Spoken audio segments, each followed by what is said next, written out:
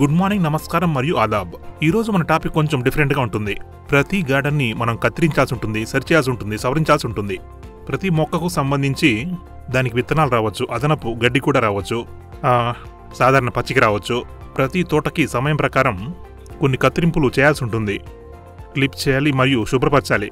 అదనంగా ఉన్నదాన్ని కత్తిరించాల్సి వస్తుంది. మొక్కలు అదనంగా ఉన్న వాటిని కత్తిరించాలి. అక్కడున్న గడ్డిని కూడా తొలగించాలి. ఇదే విధంగా ప్రతి తోటలో కూడా పెద్ద చెట్లుంటాయి మరియు చిన్న చెట్లు కూడా ఉంటాయి. వాటిల్లో కూడా అదనంగా ఉన్న వాటిని కత్తిరించాలి.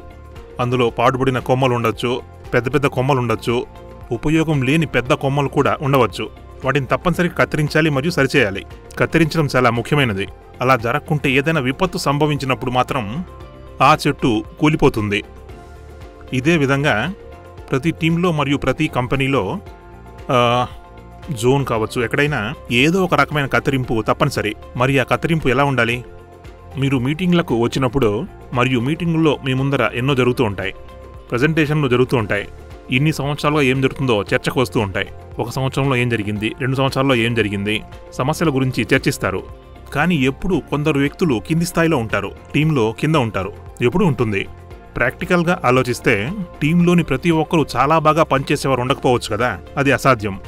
కాబట్టి మంచి నాయకులు సమయం ప్రకారం కింద ఉన్న వ్యక్తుల పనితీరు గురించి అందరి దృష్టికి తీసుకొస్తారు మరియు చెబుతూ ఉంటారు. అందరి ముందు వారి పనితీరు ఎలా ఉందో బయటకు చెబుతూ ఉంటారు.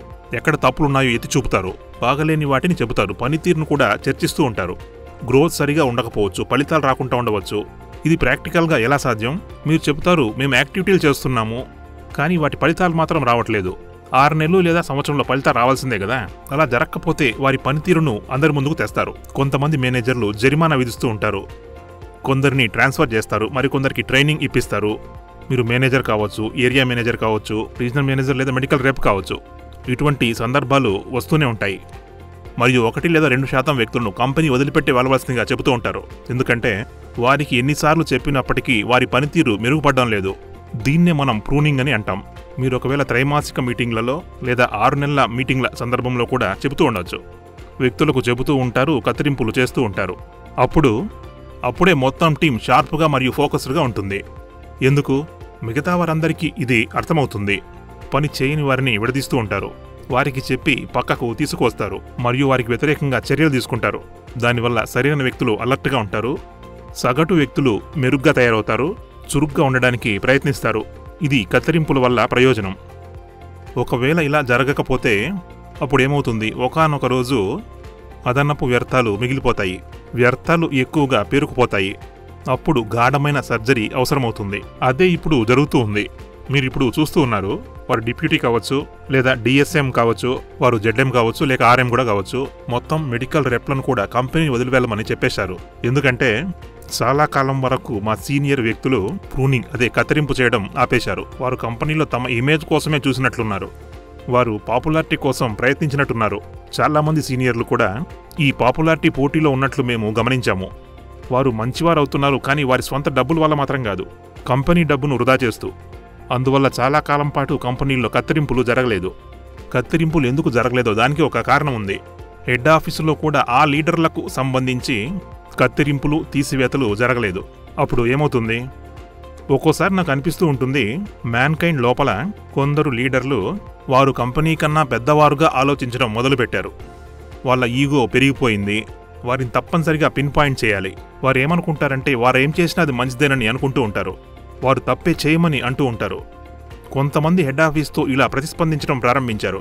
ఎలాగంటే వారు ఎలా మాట్లాడుతున్నారంటే, మీరు నన్ను అనుమానిస్తున్నారా సార్? నా గురించి ఎంక్వైరీ చేస్తున్నారా? నా గురించి నా జూనియర్లను అడిగి తెలుసుకుంటూ ఉన్నారా సార్? నేను చాలా ఎక్కువ పని చేస్తున్నానంటారు. వారు కొన్నింటిని ఇష్టపడరు. హెడ్ ఆఫీస్కు సంబంధించిన వ్యక్తి కానీ, సీనియర్ వ్యక్తి కానీ వారి ఏరియాకు వెళ్ళి వారి గురించి ఎంక్వైరీ చేయడం ఇష్టం ఉండదు. అతను ఎలా పనిచేస్తున్నాడని ఇతరుని అడగకూడదు. ఇవన్నీ వారికి ఇష్టం ఉండదు. వాళ్ళకి ఏం కావాలంటే అంతా వారి ద్వారా జరగాలనుకుంటారు. హెడ్ ఆఫీస్కు వెళ్లే ఫీడ్బ్యాక్ అంతా వారి గుండానే వెళ్లాలని వారు ఆశిస్తారు. వారు ఈ విధంగా అనుకుంటూ ఉంటారు, ఒక ఎటువంటి సంబంధము లేని ద్వీపాన్ని ఏర్పరచాలని. అది వారి ఏరియాలో. హెడ్ ఆఫీస్ జోక్యాన్ని వద్దనుకుంటారు. వారు పారదర్శకంగా లేరు. నా నమ్మకం ఏమిటి అంటే, పారదర్శకంగా లేనివారు అతని ఏరియాల్లో కొన్నింటిని మేము గమనిస్తూ ఉంటాము. పారదర్శకంగా లేకపోతే మ్యానిపులేషన్ సంభవించడం మేము గుర్తించాము. అక్కడ అవినీతి స్పష్టంగా ఉంటుంది. ఎందుకు కాదు? ఎప్పుడైతే వ్యక్తులు అదనంగా శక్తివంతమవుతారో అక్కడ అవినీతి ఉంటుంది. ఇది ప్రపంచ సమస్య కూడా. ఎక్కువ పవర్ ఉంటే వ్యక్తులను ఎక్కువ అవినీతి పరులను చేస్తుంది. ఎక్కువ పవర్ ఉంటే వారు ఎక్కువ అవినీతి పరులవుతారని అందరూ గమనించారు. ఇలా అస్సలు జరగకూడదు. ఎప్పుడూ పారదర్శకత ఉండాలి. ఒకవేళ మీ ఏరియాలో మీరు కంపెనీల పాలసీ ప్రకారం నడుచుకుంటూ ఉంటే, మీరు మంచి గ్రోత్ను సాధిస్తూ ఉంటే, మీరు నియంతలాంటి మేనేజర్ కాకుండా ఉంటే అప్పుడు మీకు ఎందుకు భయము? కానీ నేను చూశాను, వారు అదే వ్యక్తులు వారి కంటి నుండి కన్నీరు కారసాగింది. ఒకవేళ వారి ఏరియాలో వెళ్ళి ఆ ఏరియాలో మేము పని చేసినా లేక సర్వే చేసినా మేము గమనించింది ఏంటంటే, ఎటువంటి రిసోర్స్లనైతే మేము లిస్ట్ చేశామో మేము గమనించింది ఏమిటి అంటే, అటువంటి వారు ఇప్పటికీ రెప్స్లపై ఆధారపడి ఉన్నారు. ఆ రెప్లే మా ముందుకు వచ్చి అంగీకరించారు, సార్ తప్పైపోయింది అని క్షమించమని అడిగారు. వాళ్ళ ఏరియాలో అటువంటి సీనియర్ మేనేజర్ల కింద ఎన్నెన్నో సంభవించాయి. వాళ్ళ ఏరియాలోకి ఎవరూ రాలేరని వారు భావిస్తారు. వారు చేసేదే కరెక్ట్ అని అనుకుంటారు. మెడికల్ రెప్లు తమ జీతంలో 5 నుండి 7% వరకు ఇన్సెంటివ్లను, డబ్బులను పోగు చేసుకుని అవి ఫస్ట్ లైన్కు లేదా స్టాకిస్టులకు ఇస్తున్నట్టున్నారు. అక్కడ కలుషితం జరుగుతుంది. అటువంటి సందర్భం ఇప్పుడు నెలకొని ఉంది. అటువంటి ఏరియాల్లో, కొందరికి సంబంధించిన ఏరియాల్లో కొందరు మెడికల్ రెప్లు ఆశ్చర్యం ఏమిటి అంటే, స్టాకిస్టుల నుండి సరుకు ఖరీదు చేసి అమ్ముతారు మరియు స్టాకిస్టులకు డబ్బు ఇస్తారు. ఇటువంటి సందర్భాలు కూడా మ్యాన్కైండ్లో వచ్చాయి. వారు ఎంత సీనియర్లు అంటే వారికి చాలా పెద్ద పేరు ఉంది. వారు బాగా ప్రసిద్ధి కూడా. వారు అనుకుంటారు వారు లేకుండా ఏమీ జరగదని. వారికి శాశ్వతమైన ఇమేజ్ ఉందని వారు భావిస్తూ ఉంటారు. కొంతమంది హెడ్ ఆఫీస్లో కూడా మంచి ఇమేజ్ను సృష్టించుకొని వారు చేసిందే సరైందని అనుకుంటారు. వారు మిగతా వారికి ఎటువంటి మెసేజ్ ఇస్తారంటే, హెడ్ ఆఫీస్కి వారు చాలా క్లోజ్ అని చెబుతారు. అటువంటి వారిపై మేము చాలా కఠిన చర్యలను తీసుకున్నాము. తప్పదు మరి. మీకు తెలిసే ఉంటుంది, సౌత్లో కానీ, నార్త్లో కానీ, వెస్ట్లో కానీ మేమెవరిని విడిచిపెట్టలేదు. ఎవరైనా అవినీతి పరులైనా, సరిగ్గా పని చేయకపోయినా, మ్యానిపులేట్ చేసినా, తప్పుడు పనులు చేసినా వారిని వెంటనే రిజైన్ చేయమని చెప్పేశాము. ఎవరైతే హెడ్ ఆఫీస్కు వచ్చి, సీనియర్ మోస్ట్ మేనేజర్లు కూడా హెడ్ ఆఫీస్కి వచ్చినప్పుడు వారికి కత్తిరింపులు, తీసివేయడాలు జరగకపోతే, వారు లేకపోతే కంపెనీనే పనిచేయలేదని భావిస్తూ ఉంటారు. వారు ఒకలాంటి ఇంప్రెషన్ను కలిగి ఉంటారు, వారిని ఎవరూ చేరుకోలేరని. అప్పుడే సమస్యలు వస్తాయి.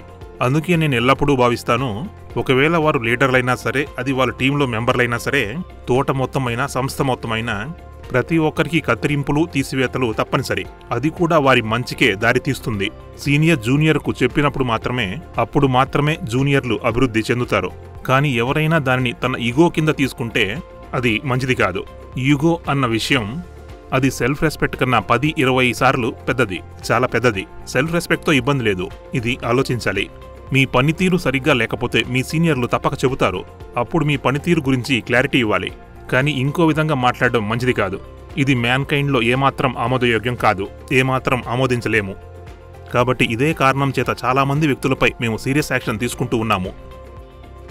నన్ను కొన్ని ఉదాహరణలు ఇవ్వనివ్వండి, ఎందుకంటే ఉదాహరణలు చాలా ముఖ్యం. ఉదాహరణకు, ఒక మేనేజర్ గారు ఉన్నారు, కానీ వారి పిల్లల ఆరోగ్యం బాగా దెబ్బతింది. వారికి మేము బాగా సహాయం చేశాము. మేము చాలా ఖర్చు పెట్టాము. సుమారుగా 80 లక్షల రూపాయలు కుటుంబం కోసం చేశాము. ఇంకా కొంతమంది మేనేజర్ ఉన్నారు మరియు మెడికల్ రేపులు కూడా ఉన్నారు. మరికొందరు మేనేజర్లు కూడా కావచ్చు. వారి కోసం కంపెనీ పరిధికి మించి మరీ సహాయం చేసింది.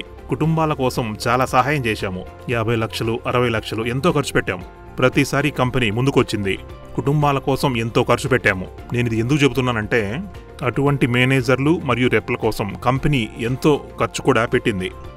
ఒక్కసారి ఆలోచించండి. కంపెనీ ఎన్నోసార్లు వారికి పూర్తిగా సహాయం చేసింది. వారిని కంపెనీ ఎంతగానో ప్రేమించింది. విపత్తు సమయంలో సహాయం చేసింది. ఎందుకంటే మ్యాన్కైండ్లో అంతర్గతంగా ఈ ఫిలాసఫీ ఉంది. కొన్ని చెడ్డ సంఘటన తరువాత కూడా ఈ సహాయం కొనసాగుతుంది. మ్యాన్కైండ్లో ఎవరికి సమస్యలు వచ్చినప్పటికీ కంపెనీ తప్పకుండా ముందుకు వచ్చి సహాయం చేస్తుంది.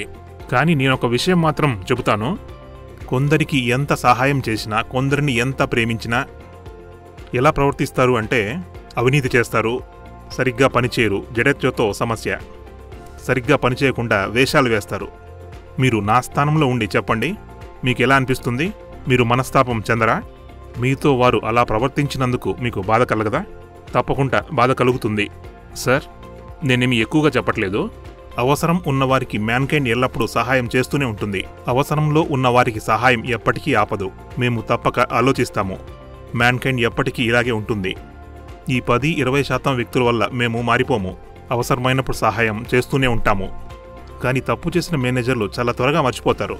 వారు ఏ కంపెనీలో పనిచేశారో, కంపెనీ వారిని ఎంతగా చూసుకుందో, అయినా వారు అవినీతి చేస్తే ఎలా? ఇది తప్పు. కంపెనీ మాత్రం స్టూపిడ్ అని వారు భావించి ఉండవచ్చు. ఇది చాలా సున్నితం. కొంతమంది ఏమంటారంటే, సార్ ఇది మన కంపెనీ కదా సార్, పని మాత్రమే చేయాలి మరియు ఫలితాల గురించి మాట్లాడకూడదంటారు. గ్రోత్ గురించి మాట్లాడకూడదు అంటే ఎలా? ఇదెలా సాధ్యం? సార్, మీరు ఎటువంటి ప్రపంచంలో ఉన్నారు? మీరు ఒకవేళ 3 ఏళ్ల నుండి 2 ఏళ్ల నుండి 1 సంవత్సరం నుండి పనిచేస్తున్నప్పుడు ఈ మాత్రం మేము ప్రశ్నించకూడదు అంటే ఎలా చెప్పండి? మీ గ్రోత్ గురించి అడగకూడదు, మీ పనితీరు ఎలా ఉంది, కొత్త ప్రొడక్ట్ల సేల్స్ ఎలా జరుగుతున్నాయి అంటే మీరు ఏ ప్రపంచంలో నివసిస్తున్నారు? మీరు ఎక్కడున్నారు? అడగకూడదు అంటే ఎలా? ఇదెలా సాధ్యమో? ఈ మాత్రం అడగకపోతే ఎలా? నాకు తెలీదు. కొంతమంది మేనేజర్లు ఎలా మాట్లాడుతూ ఉన్నారు అంటే, మేము పని మాత్రమే చేస్తాము, ఫలితాల గురించి ఆలోచించం అంటే ఎలా? మీకు అనిపిస్తుంది కదా. కాబట్టి ఇప్పుడు ఎవరికైతే గ్రోత్ నెగిటివ్గా ఉంటుందో, ఇప్పటికీ వారు నెగిటివ్ గ్రోత్ చూపిస్తూ ఉంటే మేమేం నిర్ణయించుకున్నామంటే వారిని ఫారెన్ ట్రిప్లకు పంపకూడదని నిర్ణయించుకున్నాము. మెడల్లు, క్యాష్ అవార్డులు వాళ్లకు లభించవు, అంతే. ఏ కంపెనీలో అయినప్పటికీ తప్పకుండా ఉండాల్సిన అంశం ఏమిటంటే మెరిట్ను సమగ్రంగా పాటించాలి. దాని అర్థం ఏమిటి అంటే, మంచివారు ముందుకెళ్తారు, చెడ్డవారు వారికి నోటీసులు అందుతాయి, అందరికీ తెలుస్తుంది. సరిగ్గా లేని వారు మెరుగుపడాలి. ఇదే విధానం అన్ని చోట్ల మేము అవలంబిస్తాము. గత కొన్ని సంవత్సరాల్లో, గత కొన్ని త్రైమాసికాల్లో మేం అనేక మందిని తొలగించాము. ఇప్పుడు నేనంటాను, మ్యాన్కైండ్లో గతం మాత్రమే సరిగ్గా లేదు. ఇప్పుడు ఏం జరిగినా అది మన మంచికే. అది ఎలాగా అంటే, ఇప్పుడు అందరికీ సరైన సందేశం అందింది. సందేశం ఏమిటంటే, మీరు ఎటువంటి పోస్టులో ఉన్నప్పటికీ, మీరు మీ పేరును ఎంత గొప్పగా చెప్పుకున్నప్పటికీ, మీరెంత పెద్దవారైనా, ఎంత హోదా ఉన్నా, హెడ్ ఆఫీస్ తెలుసు అనో ఇటువంటి చెడ్డ ఇమేజ్ను మీరు సృష్టిస్తూ ఉంటే మీ ఉద్యోగం పోయినట్లే. మీ తప్పుడు విధానాలే అందుకు కారణం. తప్పుడు పని విధానం వల్ల అది జరుగుతుంది. ఏదైనా జరగచ్చు. దీనివల్ల ప్రయోజనం ఏమిటంటే, ఎవరైతే బాగా పనిచేసే వాళ్ళు ఉన్నారో వారు ఎక్కువగా రీఛార్జ్ అవుతారు. సరిగ్గా పనిచేయని వారు మాత్రం అభివృద్ధి చెందలేరు. విధానాలు బాగుండాలి. అందరికీ నా రిక్వెస్ట్ ఏమిటి అంటే, ఇప్పుడు కూడా మీరు ముందుకు వచ్చి తప్పు జరిగింది సార్ అని అంగీకరిస్తే, ఇక ముందు జరగదని చెప్పితే ఇప్పటికీ మేం మిమ్మల్ని క్షమిస్తాము. కానీ మేం మిమ్మల్ని పట్టుకుంటే మీరు ఎటువంటి వారైనా మీ ఉద్యోగం కోల్పోతారు. ఇది ఒక ప్రామిస్. మీ విధానాలు తప్పుగా ఉంటే మీరు దానికి అంగీకరించి పశ్చాత్తాపడి ముందుకు రావాలి, సరేనా? ఈ విషయాన్ని మీరు మర్చిపోకూడదు. ఈ రోజుల్లో ఏం జరుగుతుంది అంటే, నాకు ఎన్నో మెయిల్స్ అందుతూ ఉన్నాయి, ఫోన్లు, వాట్సాప్ మెసేజ్లు అందుతున్నాయి. సార్ తప్పైపోయింది అని, సార్ నేను 15 ఏళ్ల నుండి 20 ఏళ్ల నుండి మ్యాన్కైండ్లో పనిచేస్తున్నాను అని అంటున్నారు. మ్యాన్కైండ్ మీకు జీవితం ఇచ్చింది. మేము తప్పుడు వ్యక్తులను పట్టుకుంటున్నాము. ఎక్స్టర్నల్ ఏజెన్సీ యొక్క సహాయం కూడా మేము తీసుకుంటున్నాము. మీకు లిస్టు లభిస్తుంది, త్వరలో లభిస్తుంది. ఈ వీడియో కన్నా ముందే మీకు దొరుకుతుంది. మేము ఇంకొన్ని విషయాలను కూడా తెలుసుకున్నాము. చాలామంది మెడికల్ రేప్లు మరియు మేనేజర్లు సైడ్ బిజినెస్ చేస్తున్నట్లు గమనించాము. వారికి మెడికల్ షాపులున్నాయి. ఆ లిస్టు కూడా మీకు అందుతుంది. నేను చెప్పేది ఏంటంటే, వారంతా వెళ్ళిపోతారు. వారికి ఇక్కడ చోటు లేదు. మీరు టాప్ మేనేజర్ అయినా, టాప్ మెడికల్ రేప్ అయినా, మీకు సైడ్ బిజినెస్ ఉంటే అదే చేసుకోండి. మీరు బిజినెసే చేసుకోండి. మీరు ఎట్టి పరిస్థితుల్లోనూ మ్యాన్కైండ్లో ఉండలేరు. మీరు మాతో ఉండలేరు. నేను మళ్ళీ చెబుతున్నాను, మ్యాన్కైండ్లో ఎటువంటి అవినీతిని సహించబోము. మీరు పూర్తిగా మ్యాన్కైండ్లోనే పని చేయాల్సి ఉంటుంది. మేము ఆశిస్తూ ఉన్న లక్షణాలు మీలో ఉండాలి. బాగా కష్టపడాలి. లేదు అంటే మీ పని మీరు చేసుకోవచ్చు. ఎల్లప్పుడూ లీడర్కి ఒక కన్ఫ్యూజన్ ఉంటుంది. సార్ మాలో కన్ఫ్యూజన్ ఉంది అని వారు అంటూ ఉంటారు. సరేనా?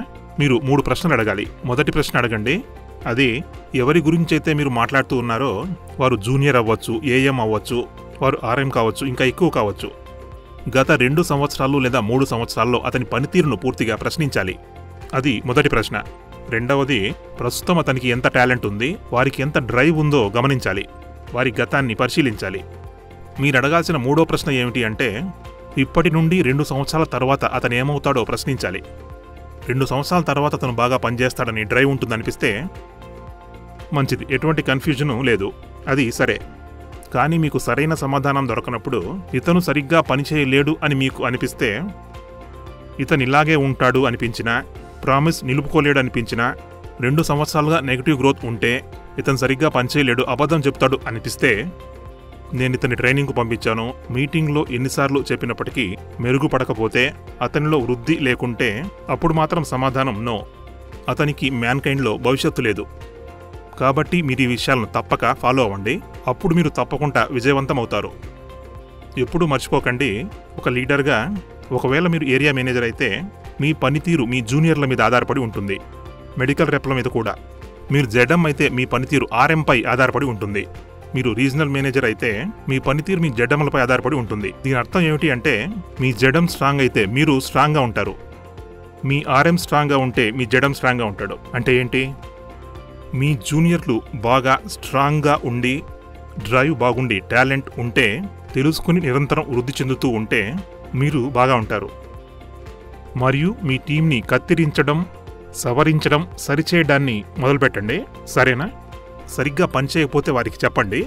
దానికంటే ముందు మీ సొంత ఈగోను కూడా కత్తిరించి సరిచేసుకోవాలి. ఇది తప్పదు. మీ మనసులో గొప్ప అనే భావం ఉంటే దాన్ని తగ్గించుకోండి. నేను షూర్గా ఉన్నాను, మీరు దీన్ని అనుసరిస్తే ఆకాశమే మీ హద్దు. మీరు ముందుకు సాగుతారు. రాబోయే 2-3 నెలల్లో మేము చాలామంది మెడికల్ రెప్లను, సీనియర్ మేనేజర్లను పిలుస్తాము. అది కూడా ప్రోగ్రామ్ అప్గ్రేడ్ కోసం. అందులో మేము మేనేజ్మెంట్ ట్రైనింగ్ కూడా ఇస్తాము. అవినీతి పరులైన వారిని ఈ మ్యాన్కైండ్ డియన్లతో భర్తీ చేయాలని మేము అనుకుంటున్నాము. ఆల్ ద బెస్ట్ మరియు thank you so much. Bye bye. See you.